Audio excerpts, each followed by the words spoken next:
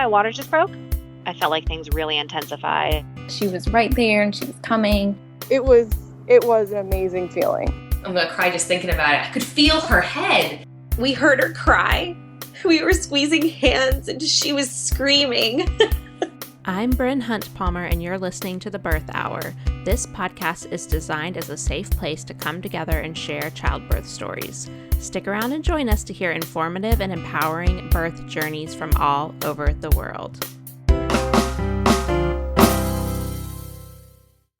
Today's episode is sponsored by Zenith Health. Navigating pregnancy can be overwhelming, especially when it feels like everyone has an opinion, not to mention the late night Googling and social media rabbit holes we've all found ourselves in. Zenith Health helps you navigate pregnancy with access to real evidence, bringing you peace of mind through data. Imagine if your Google searches only returned answers based on real evidence from research studies, clinical guidelines, and physician-authored content. Instead of giving you more opinions, Zenith's Pregnancy Evidence Navigator, or Penny tool, provides exactly that, and it's completely free to use. Next time you have a burning question like a new symptom, a supplement you're unsure about, or a question as you're planning for birth, spare yourself the panic Google and ask Penny your question for a real-time, unbiased review of the evidence at www.zenithhealth.io. At the same time, what really excites me about Zenith is that they've also started the Pregnancy Evidence Project, which is the first large-scale research project wholly focused on learning from the millions of pregnancy and postpartum experiences already happening in the real world. If you choose to opt into this, your pregnancy journey becomes part of the evidence that helps future moms make informed decisions and drives research forward. I'll be discussing both Penny and the Pregnancy Evidence Project in depth with the founder of Zenith, Abigail, at the end of this episode, so stay tuned for that conversation. We would also love to welcome you into our listener supporter group via Patreon. That's at patreon.com/birthhour. And by becoming a Patreon supporter, you get access to all of our archived episodes. This podcast launched in 2015, so we have over 800 episodes in the archives that are not in the main podcast feed. So you can get your fill of birth stories. And you'll also get access to our private Facebook group for Patreon members, which is a great place to honestly just to search the past posts to get answers to questions, but then of course to ask new questions, find community. It's a really, really great supportive group of people. So I highly recommend joining that. We would love to have you there. We also do monthly Zoom calls with our Patreon supporters, and you get an opportunity to enter your birth story via a different submission form than everyone else uses, and we choose 2 Patreon members each month to share their birth stories.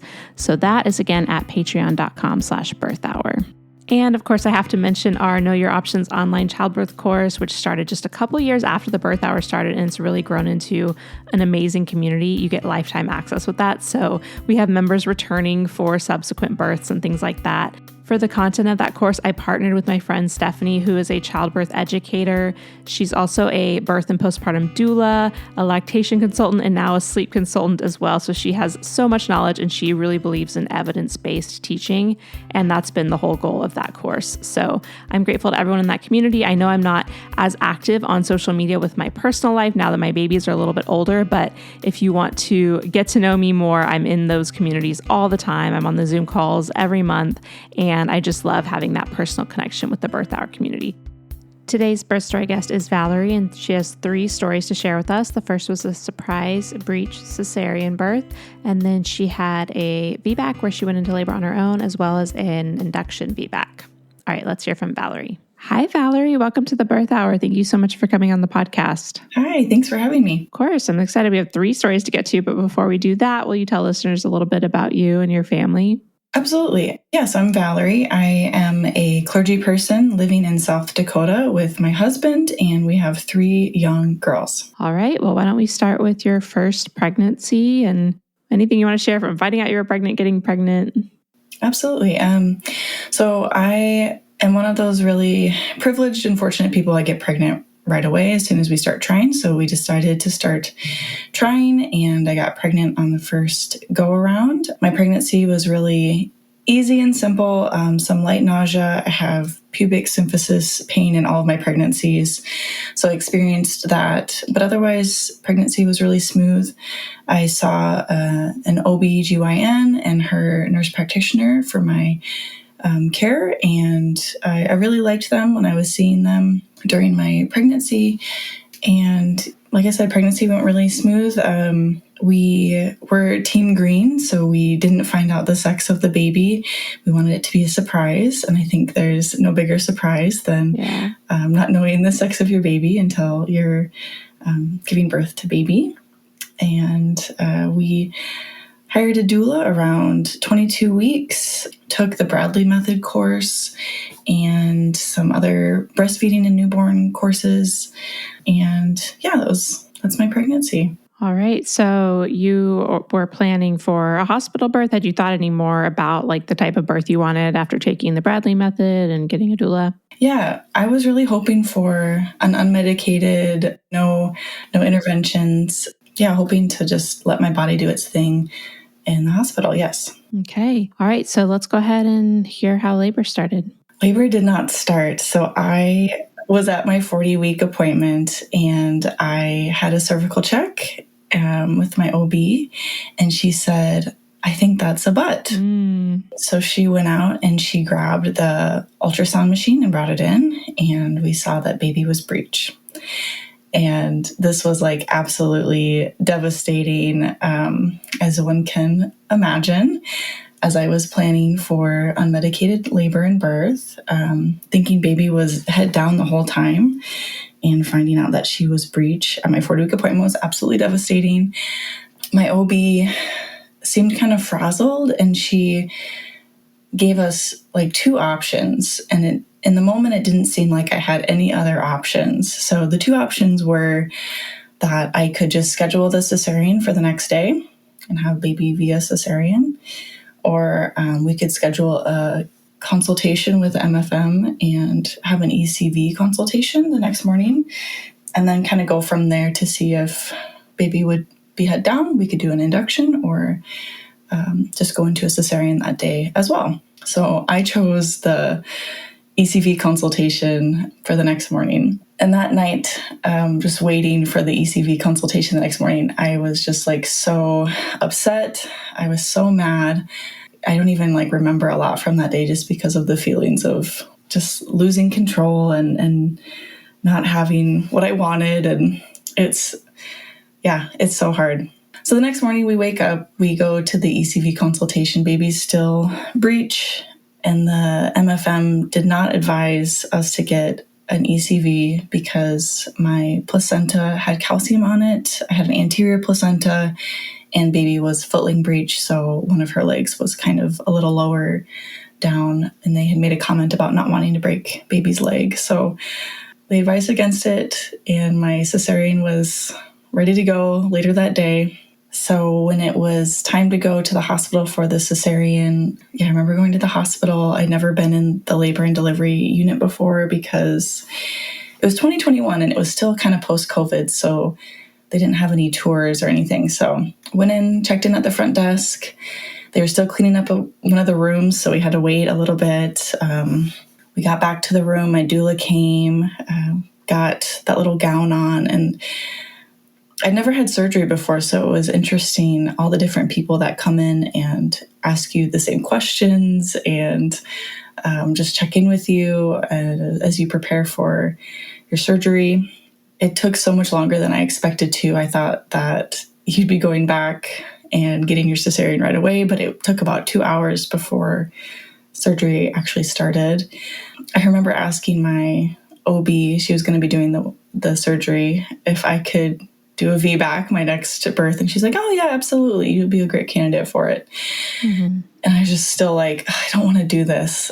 It's such a hard balance of feeling kind of stuck in not knowing what other options you have and having this birth you didn't want, you were trying to avoid, but feeling like you still had to do it. Yeah. So that's kind of where I was. Yeah. So I walked over to the operating room.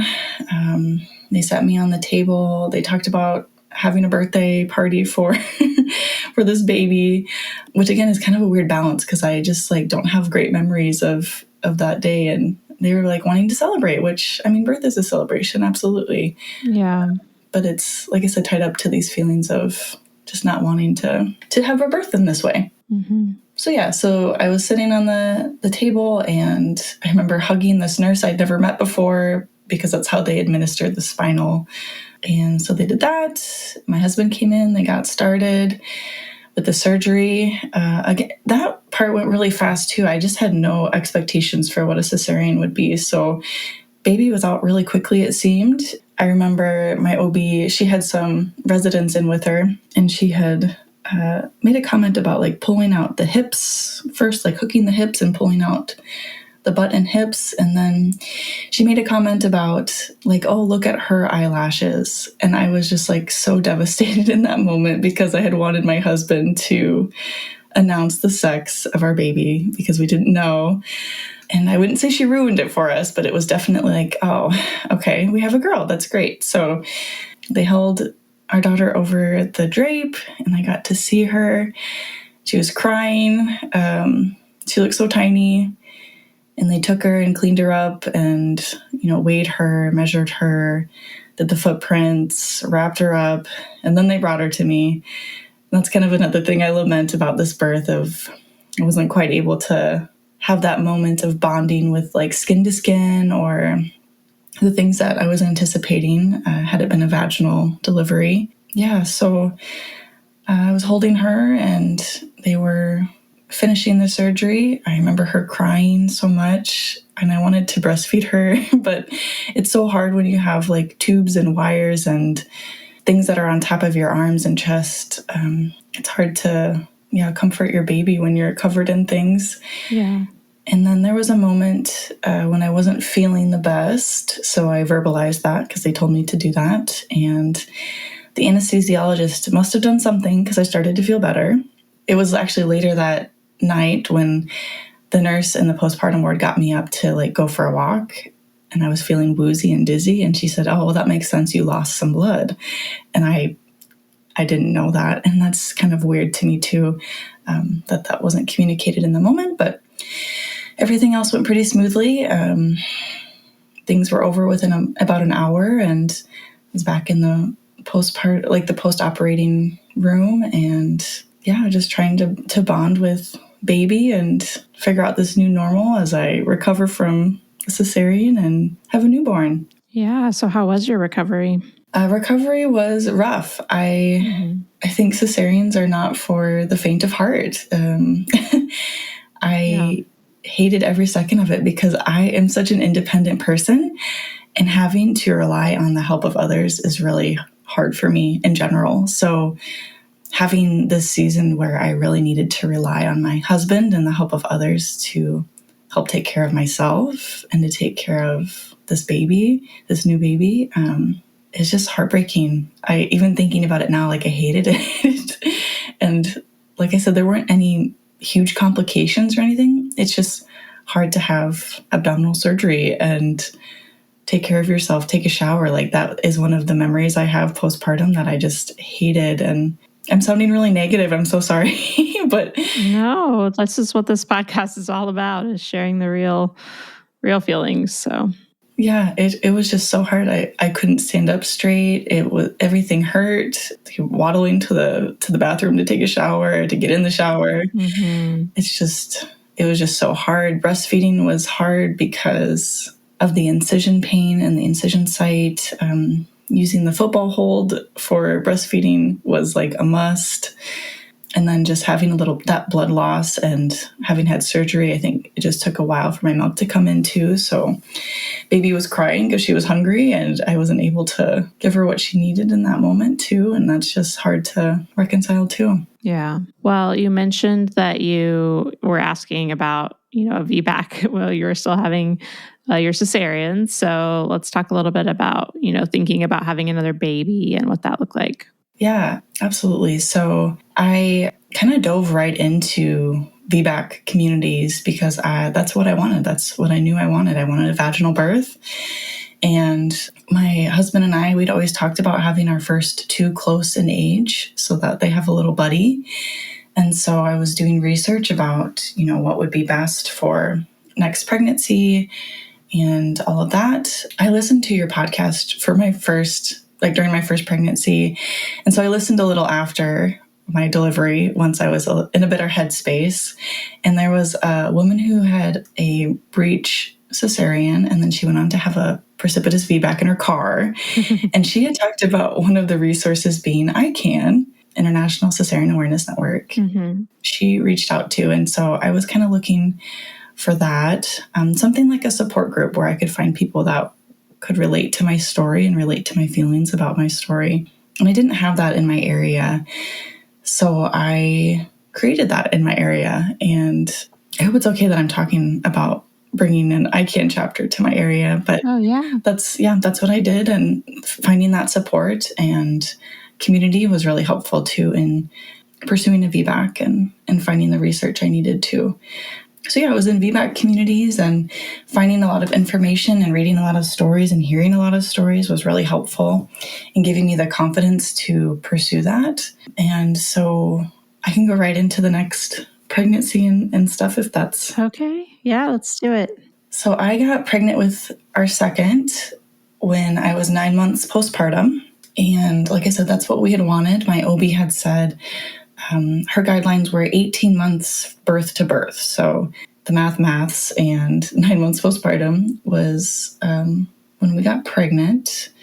And this pregnancy, I switched from using an OB to using midwives, in-hospital midwives. And that experience was just like 100 times more what I wanted. Their answers to my questions were just more aligned with what I'd wanted for pregnancy and birth. And the vibes were just like way better. And I am just so glad I switched to using them for my next pregnancy, and highly recommend, doing that if that's an option. They had been supportive for my VBAC from day one, and it was just such a beautiful experience.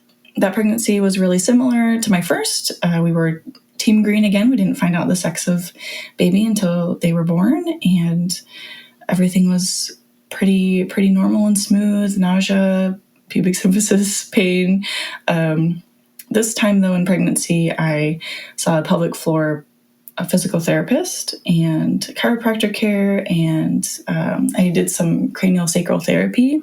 And I did a lot of this because my baby was still breech at 28 weeks, and naturally, there's a lot of fear in that.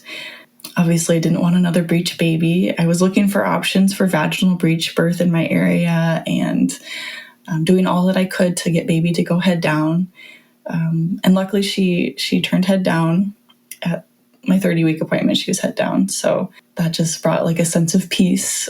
But there's still this like element of unknown. I had never labored before. So just waiting for labor and stuff. I had taken a hypnobirthing course during this pregnancy, and that came in great handy when I was in labor. So I have always gone past my due date. So I was 40 weeks and 2 days, and I had acupuncture. And then the next day, we started planting our garden in our front yard as a family. And that afternoon, I started having light contractions, and I was thinking, okay, this is something that's exciting. So I took a nap, and I let my doula know after my nap that the contractions were happening. She suggested we go for a walk as a family after supper. So we went for a walk. I let my mom know to come up and take care of my oldest so that we could go to the hospital. And my mom got there around 10 p.m. We left for the hospital, got to the hospital around 11, and still having, consistent light contractions. And they check me, and I am 1 centimeter.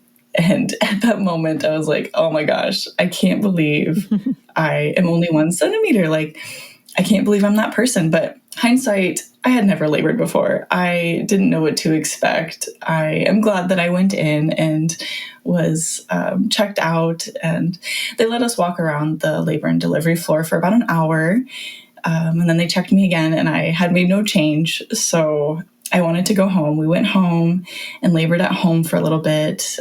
My doula was there when they checked me, and then she went home too. So it was just my husband and I. We went home and just labored at home for a bit. And then in the morning around 7 o'clock, I was like, okay, these are getting to the point where I do not want to be home anymore.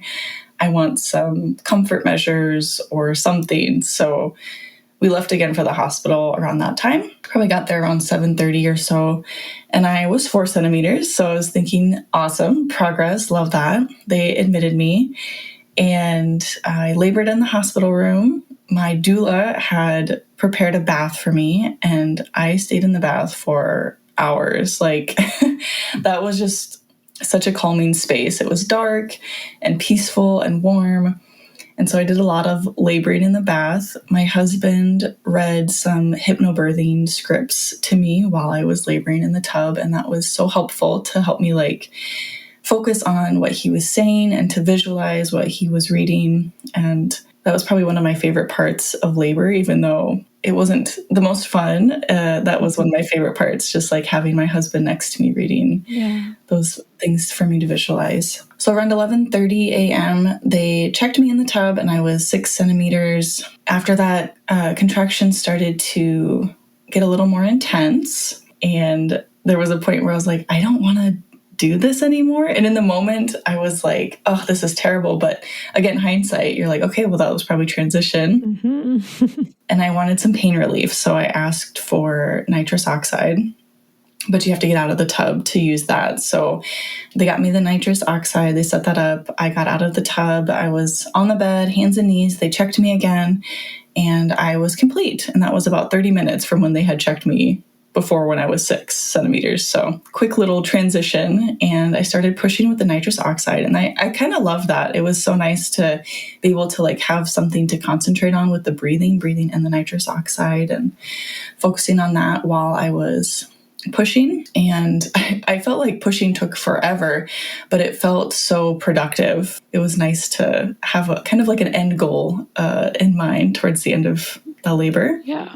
And that took about an hour. So I pushed for about an hour and she came out. She was beautiful. My husband was able to announce the sex of our second baby, another girl. And it was just amazing. I had a 2nd-degree tear. And so I used the nitrous while they were sewing me up. And things just were very smooth sailing after that.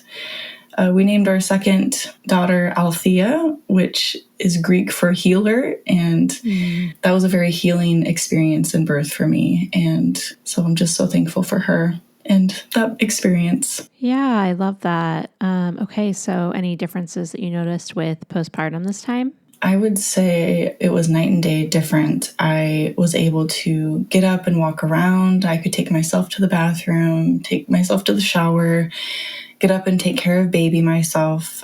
Obviously still love the support of my husband and others, but just so thankful that I was able to feel comfortable and confident in my body and having that like trust in my body again, knowing that it could do something so powerful. And I loved it. I probably like overdid it postpartum with the amount of things that I did, but I just felt so good and was just so proud of myself. It was hard to not do things. Breastfeeding went really smoothly with her and she nursed right away. She gained really well. And I just had a really great breastfeeding relationship with my second. Awesome. That's so great. Okay. So then I know we have one more story to hear. So let's hear about planning for a third. Yeah, we had wanted a big family. So we wanted to wait a little bit though after having 2 under 2. Yeah. Because my oldest was 18 months when my second was born. So we waited until my second was 18 months and then we tried for the third and I got pregnant right away. And again, pregnancy was very similar to my previous pregnancies.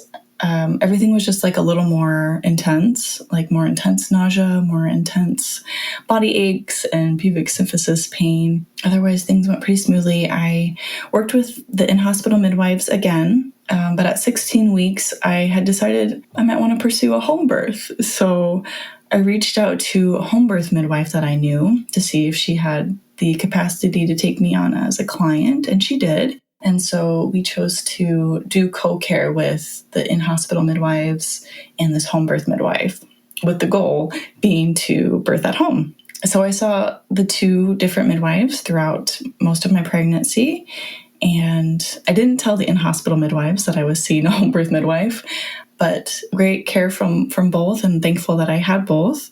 Because as we get into my birth story, we'll see why that is important. Yeah.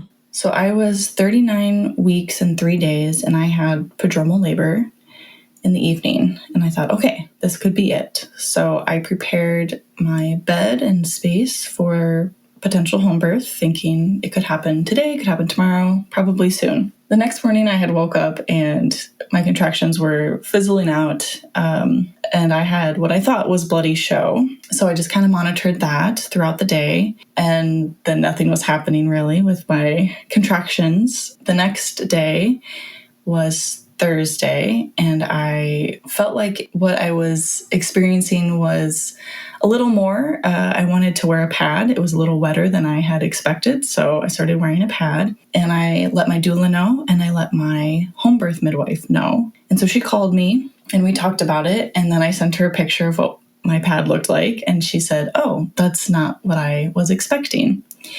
She was busy that evening, so she advised me to call the on-call midwife at the hospital to see what my options were, what I should do, maybe, if I should go in and see if it's my waters or not. The on-call midwife at the hospital said, "You can come in and we can see if it's your waters, or you can wait until the next morning and be seen in the office for the midwives at the hospital."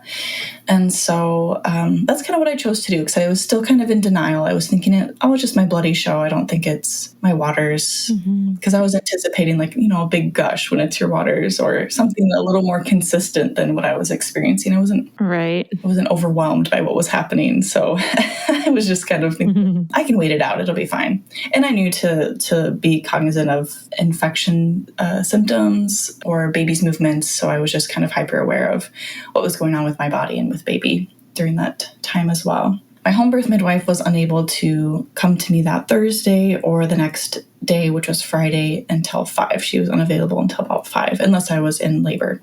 And so I did go to the hospital midwives at about 9 in the morning that Friday, and they tested, and it was my waters. And again, just devastated, because I was hoping for this home birth, and that's what I had been planning and hoping for. And it's just so hard when your plans don't pan out in the way that you hope and expect. And I was also kind of just surprised, because my second labor was spontaneous and my waters didn't break until the end. And I was just thinking, this third pregnancy and birth experience will be very similar to my second, and it wasn't. So just having this element of unexpectedness was kind of hard for me to reconcile. I was crying to my midwife I don't want to do this. This is so sad. But anyway, the hospital midwife, she suggested I get induced, and I totally agreed with her. Hindsight, I'm sure my waters had been leaking since that Wednesday morning, and it was Friday morning. So just wanting to get things moving to reduce infection risk. And so, I called my husband, I called my mom to come take care of the girls, I called my doula, I called my home birth midwife, and she had suggested some at-home induction methods. And I don't know, I think at that point I was just ready to be induced. I was feeling kind of anxious about the risks of waiting. So just choosing an induction. And so that's what I did, even though it wasn't, like I said, it wasn't quite what I wanted. So I went to the hospital, and they started the induction. So my doula met me there, because my husband wasn't quite available. He was still with the older girls waiting. So my doula met me at the hospital, and she was just so calming and peaceful. I'm so thankful for her chatting with me, talking with me through the process of induction. And she did some spinning babies moves with me while we were at the beginning of that process.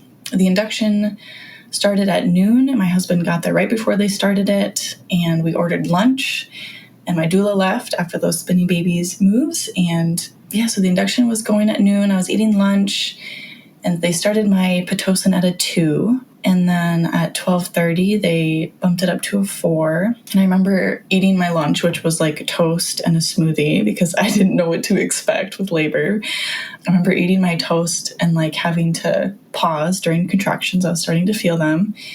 And the Pitocin contractions were a little different than my spontaneous labor contractions. They were definitely more consistent and maybe a little more powerful. So I finished lunch, and because I was feeling the contractions and they were growing in intensity, they did not increase my Pitocin, so it was at a 4 throughout the duration of my labor. I labored on all fours and side lying. There was a point where I was I think our doula needs to come back, and This was after maybe about 2 hours of laboring with Pitocin. So she came back, she helped with comfort measures. I really clung tightly to the labor comb during this labor. And I remember there was a point where I was thinking, okay, these contractions are similar to the end of my last labor. Continue to like just breathe and relax through them. I remember thinking I should go to the bathroom. So I went to the bathroom. My midwife was there at that point who was going to deliver the baby. She helped me in the bathroom, had a few contractions there, made my way back to the bed, all fours on the bed, and had a contraction, and baby was crowning. And then, and then the next contraction, she was out. And that was about 3 hours after they started the Pitocin. So I just needed a little sprinkling of Pitocin to get my body into to labor to do what it needed to do. So yeah, baby came out. She was great, crying.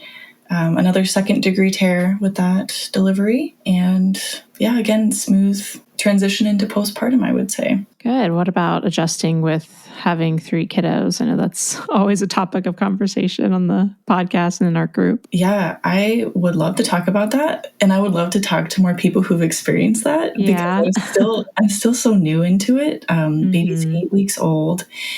And that was one of my fears when I was pregnant with her, was that how do you like expand your mental capacity to not only love the 3 children, but to make sure they have all their needs met, to make sure they are being parented in the way that you hope that they are parented in, that they feel like they are equally cared for and loved. Like, I was just so worried that I was going to be failing as a mom with having a third. And I'm sure a lot of women feel that way. A lot of parents feel that way. Yeah.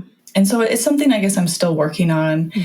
I'm really trying to be intentional about giving my older 2 attention. We've been doing a lot of outings together where they are the focus so that they don't feel like this new baby is taking away their parents or anything like that. Yeah. But yeah, just kind of juggling the 3. And my spouse is wonderful. He takes care of things, and just so thankful for him too, because I don't think I could do it without him.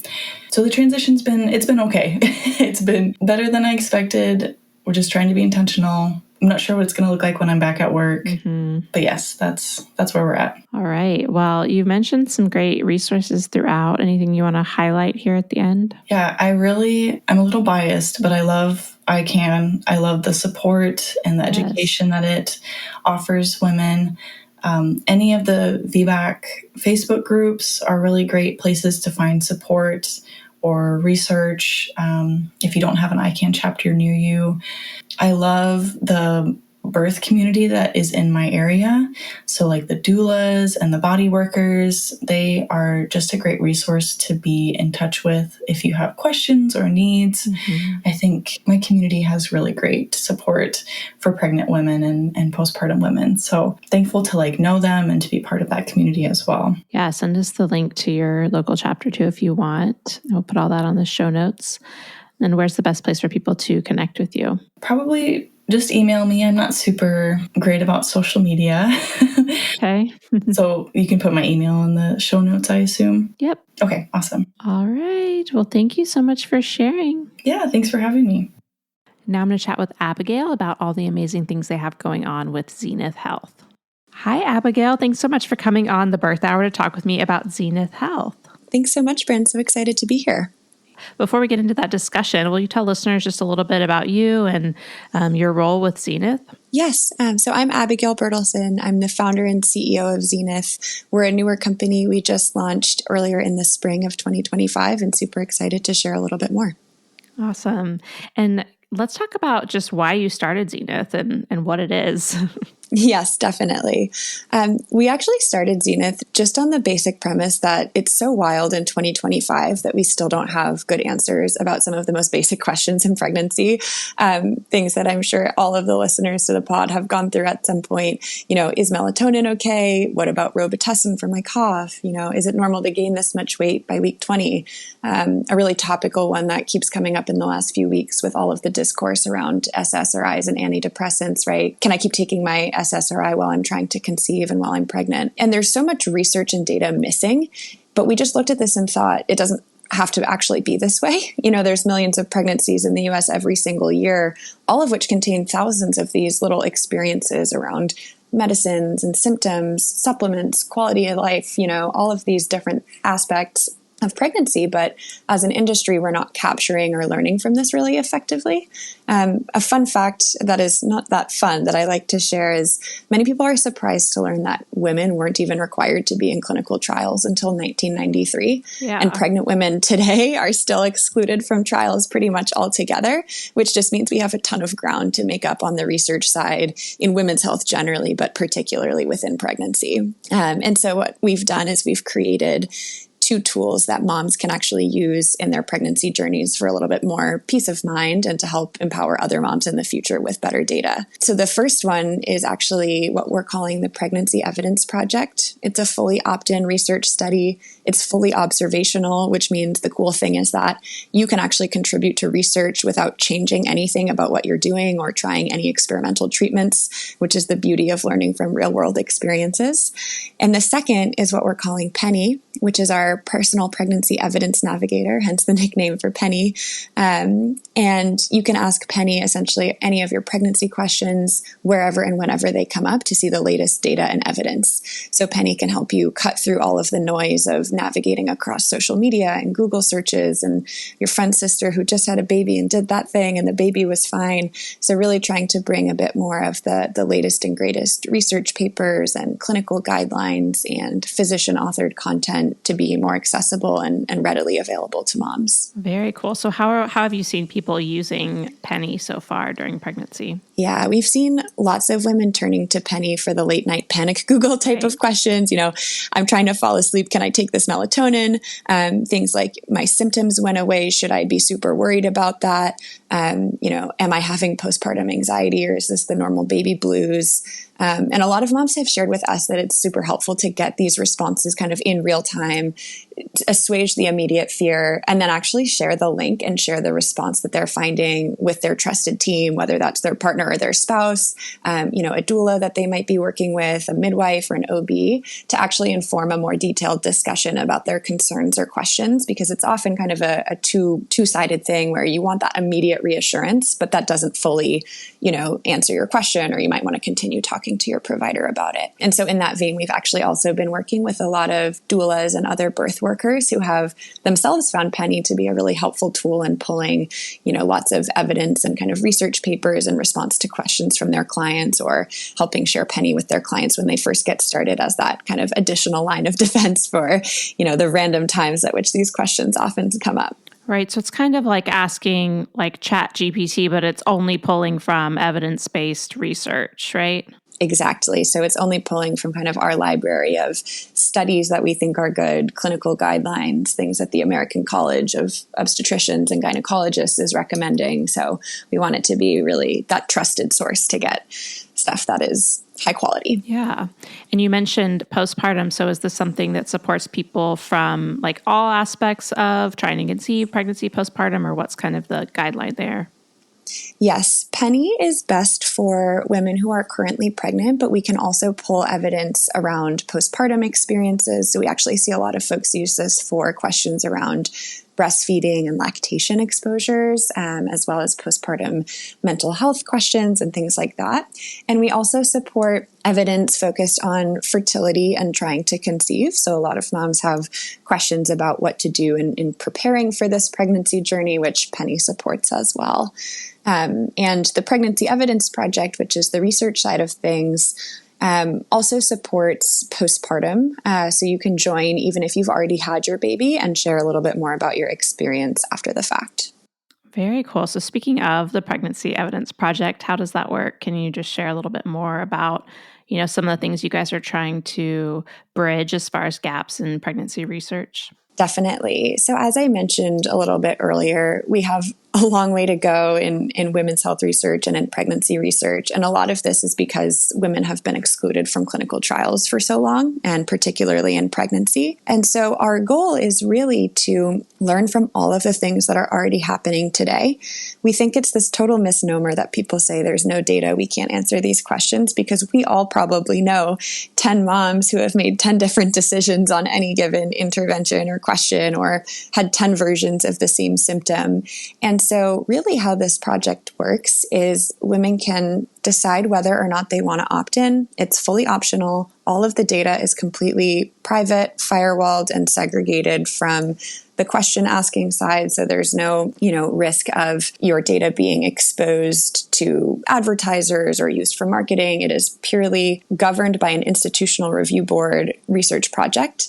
And women can basically share brief surveys on a weekly and trimester level basis, just talking about their symptoms that week, their quality of life, any major exposures they had. So things like women with chronic conditions who might be continuing medications that they're using, acute issues or, illnesses that come up during pregnancy, asking women if they took, for example, Zofran for nausea or, Unisom or B6 or some of these really commonly used remedies.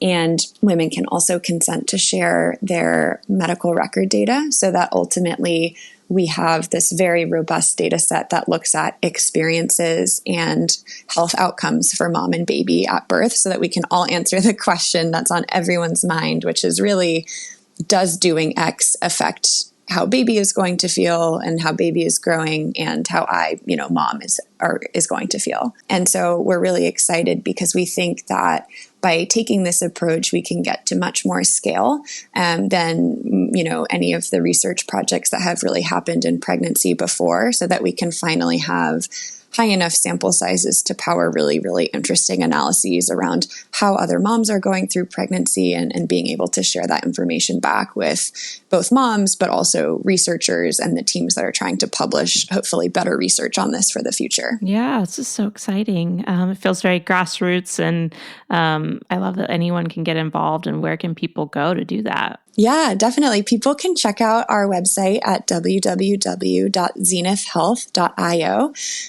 That's a great landing page to check out either Penny if you have a question that you want to ask, or start getting involved with the Pregnancy Evidence Project. The Pregnancy Evidence Project does have a fairly lightweight, what's called informed consent process. So we want to make sure that as people are joining, they're fully aware of what they're signing up to, how their data is going to be used and protected, how it will be used kind of down the line. And once you do that, you can start submitting surveys and sharing your experience. Awesome. And with the Penny aspect, there's no cost involved with that, right? No cost. One of our core values of the company is that we really want to make all of this information more accessible and transparent to moms. It's really frustrating to see sometimes the cost associated with getting access to better knowledge and, finding a research paper, but it's behind a $75 paywall. So it's really important to us to democratize this access for folks who are looking for really good information. Yeah, that's amazing. Well, I'm so glad I got to hear more about this and share with my listeners, and I'm excited to see where everything goes with Penny and with the project. Awesome. Thank you so much, Bryn. Yeah, thank you. Thanks so much to Valerie for sharing her stories with us, and to Zenith Health for sponsoring this episode. You can get links to everything mentioned in the episode at thebirthhour.com. Just search for Valerie's name and you'll find her show notes page. Thanks so much for listening. If you enjoyed today's show, head to thebirthhour.com and click Become a Member to pledge your support.